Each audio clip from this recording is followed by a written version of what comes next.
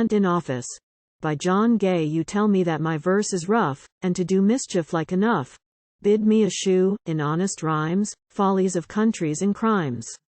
You ask me if I ever knew court chaplains thus lawn sleeves pursue? I meddle not with gown or lawn, I, therefore, have no need to fawn. If they must soothe the patron's ear, not I was not born to bear. All base conditions I refuse, nor will I so debase the muse. Though I ne'er flatter nor defame, yet would I fain bring guilt to shame, and I corruption would expose, though all corrupted were my foes. I know man's property invade, corruption an unlawful trade, so bribery also. Politicians should be tied down to such conditions. If they were stinted of their tools, less were their train of knaves and fools. Were such the case, let us review the dreadful mischiefs to ensue. Some silver services, 'twould stint, but that would aggrandize the mint. Some ministers find less regard, but bring their servants more reward.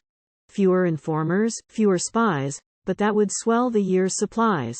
An annual job or two might drop, we should not miss it, midst the crop.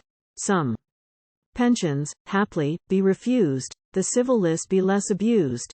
It might the ministry confound, and yet the state stands safe and sound. Next, let it well be understood I only mean my country's good. I wish all courtiers did the same. I wish to bar no honest claim. I wish the nation out of debt. No private man had cause to fret. Yet law and public good to be the pole stars of the ministry. I wish corruption, bribery, pension, were things there were no need to mention. I wish to strike a blow at vice, fall where it may, I am not nice. Although the law, the devil take it. Can scandalum magnatum make it? I vent no scandal, neither judge another's conscience. On I trudge, and with my satire take no aim, nor knave nor steward name by name. Yet still you think my fable bears allusion unto state affairs. I grant it does so. But, what then? I strike at motives, not at men. If hands corrupted harm the nation, I bar no reader's application. There was an ant, of flippant tongue, who oft the ears of senates wrung. Whether he knew the thing or no, assurance sat upon his brow. Who gained the post whereto he strained, the grain controllership attained. But then old laws were very strict, and punished actions derelict.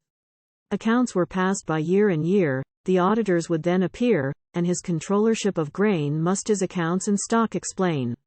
He put a balance sheet in, cooked, an honest emmet o'er it looked, and said, the hoard of grain is low, but the accounts themselves don't show by any vouchers what the stocks are.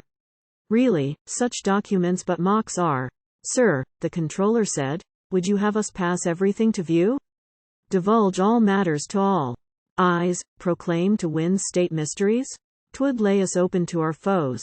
You see all that we dare disclose, and, on my honor, the expense is lavished on the swarm's defense. They passed the balance sheet, again next year's showed deficit of grain, and thus again controller pleaded. Much secret service has been needed, for famines threaten. Turkey broods have been most clamorous for foods. Turkey invasions have cost dear, and geese were numerous last year. Really, these secrets told a ruin, and tend much to the realm's undoing. Again, without examination, they thanked his good administration. A third and fourth time this recurred, an auditor would then be heard. Are we but tools, he said, of rogues? Through us corruption disembogues her mighty flood. For every grain we touch we vouch at least for twain. Where have they vanished? Nay, in bribes. They have depoverished our tribes. Then followed an investigation, and a report unto the nation. The ant was punished, and his hoard, all that remained of it, restored.